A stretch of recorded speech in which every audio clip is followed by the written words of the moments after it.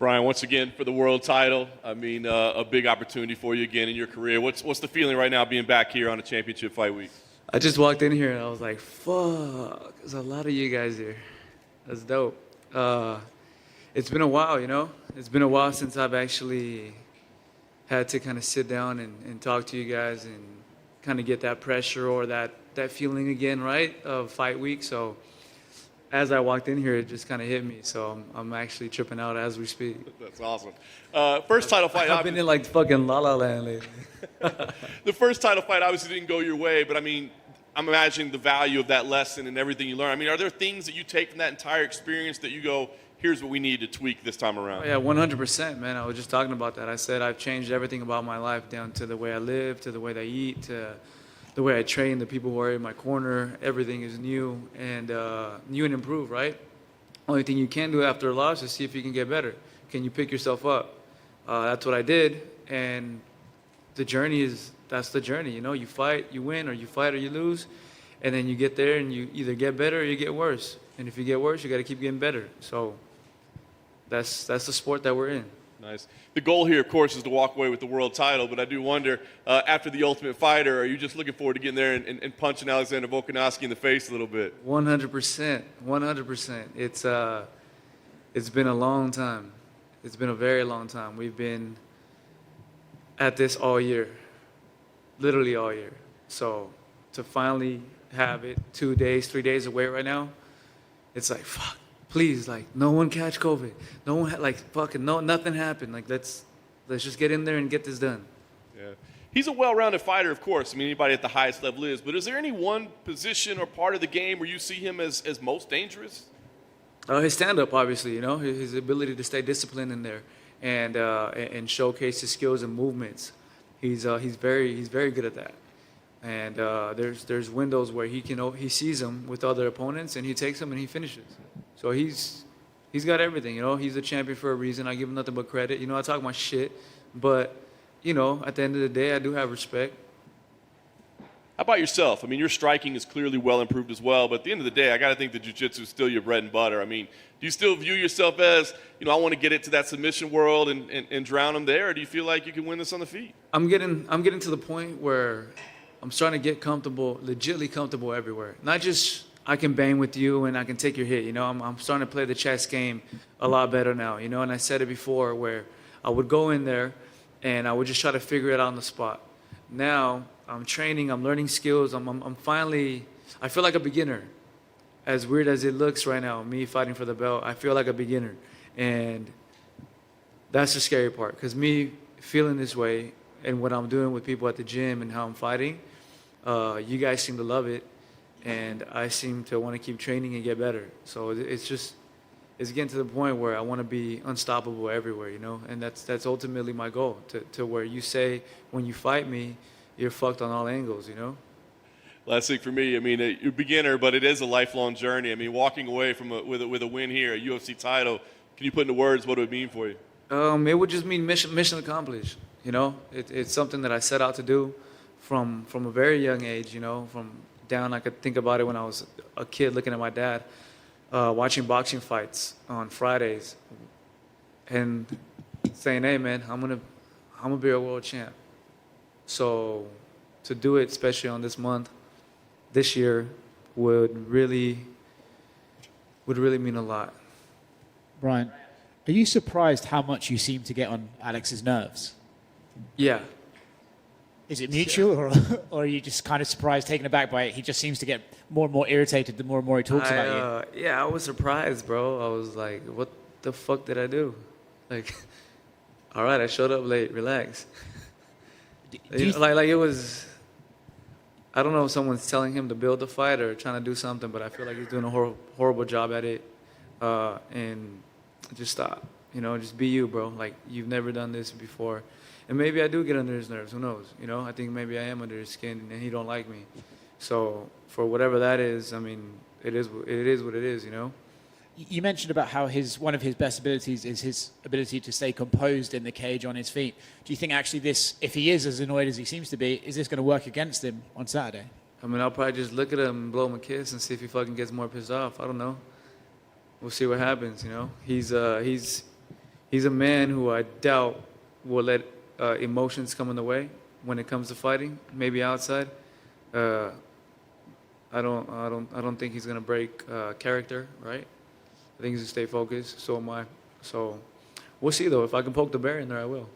And this is one of those rare times in a fight where it's almost like everyone's in agreement who you're going to fight after this one. Max Holloway's still out there. You know, you had that great first fight. Is that the one you want? Should you win the title? I mean, I think that goes without saying, you know. He's, I said it, us three are going to be at the top for a bit, you know, and I don't see myself going nowhere, maybe other than another weight class, potentially, maybe in the future, right, as I get older. But as of right now, that's the fight to make, you know. Thanks, man. But I have to become successful. Hey, Brian, right here. Brian, you know, obviously before the layoff, you know, you're known for your jiu-jitsu and you were known for your hands. When we saw you against the Zombie, just full, multifaceted striking attack. Was there anyone that you felt like you wanted to model your striking after as you grew, or is it just what you worked on in the gym and that's just how, you know, the stance and everything, the management of the distance, that's how you came out? No, there's definitely people who I look at, and I'll be honest with you, I have no idea who their names are. I follow pages on Instagram, right? And then you see like moves of the day or techniques of the day or fights or little things like that, and you go, hey, you know what? That doesn't seem too far-fetched. I can do that. And I'll go in there and I'll make it happen. I go, oh, shit, okay, like that works. Pick up things from watching. I'm a visual learner, you know? So whenever I see things or I see people, I follow people that I've trained with. I see what they're doing, you know, like Liam Batko, you know, Kevin Ross and stuff like that. Like I see these guys and I train with them and other people, and I just start picking things up, even from movies. Last time when you were going to fight Max Holloway, that year you obviously had so much going on. Your Modelo commercial aired all the time. You were getting shouted out by Robert Downey Jr. Now going into this one, do you feel like, how would you say like what you learned from that going into now the latest opportunity of having all that attention and now getting another shot at all of it again? I learned to I've learned to have the attention and be in that situations when it's time to, you know. When it's time to work, it's time to work. When it's time to have fun, it's time to have fun. And that's something that I didn't realize before. Before I would have fun and I would train. I didn't care, dude. I was at a club the week of the fight. You know, like I was partying. I was still having fun. I was like, well, as long as I'm not drinking and, you know, like, but I wasn't in the right state of mind, right? I was trying to do everything at once. That's kind of how I am. I try to just, you know, get everything solved. This time it's like, yo, I'm gonna chill. I'm gonna stay at home. And I even got a call actually, and I was gonna go to a club this Saturday. I was gonna go to a club, but then my girl was like, you better knock that shit off. I don't know where she's at, but I was like, you're right. Because I haven't done anything, right? And I was like, it's like the little things always hit, and I'm like, that. And I'm like, wait, no, you're right. And I texted everyone, I said, hey, bro, like, I'm gonna stay in. Like, I have to stay in. Otherwise, I was gonna be a badass club with the party and everything. Final question is a very important one. Do you miss your long hair? I do, man. It's coming back. Slowly but surely, you know. It's growing. I think it's braidable. We'll see if it's braidable for you guys. But I miss it. It's Ortega I was not digging him. His fight skills, yeah, but his fucking look, hell no. Got a fucking egghead. Yeah. Vas a pelear en el mes de la herencia hispana. Hay mucho entre los latinos peleando ahora. Canelo, Brandon Moreno. ¿Para ti es un reto más grande ahora por lo que vive el deporte mexicano o es una pelea más en tu carrera? Es otra pelea en mi carrera. Lo que anda pasando, anda corriendo esto durante unos meses y tiempos importantes y de historia de nuestra raza, de nuestra gente. Y obviamente sí pone un tipo de presión para mí diciendo, ¿sabes qué? Tengo que continuar con esto, tengo que seguirle adelante por los mexicanos. Pero yo soy una persona que intenta mirar las cosas de diferentes maneras, todo bueno, ¿verdad? Y me digo, pues ¿Cómo lo miro bueno? ¿Verdad? Tenemos los hispanos, los mexicanos aquí haciendo las peleas principales de la noche. Tenemos Nick Díaz, me tenemos a mí, ¿verdad? Gente latina aquí en esta tarjeta y estamos peleando. Y estamos representando a la raza, estamos siguiendo adelante. Y con eso yo creo que también la gente anda viendo, ¿verdad? Toda la raza y la gente hispana y latino están viendo todo eso. Y pues como dice Brandon Moreno, seguirle adelante, si se puede, cabrones. Ya lo dijiste en inglés, pero en español, las diferencias del Brian Ortega de antes al de ahora en esta pelea contra Volkanovski. La diferencia es que yo ya tengo un equipo nuevo, tengo una mente diferente en entrenamiento, tengo nuevas técnicas. Si han visto la última pelea que tuve, estuvo muy buena esa pelea. Le demostré al mundo qué tipo de peleador soy ahora, y ahora entre ya 10 meses más que me han dado para entrenar, sigo afilando ese cuchillo y ahora para meterme ahí y a matar como siempre.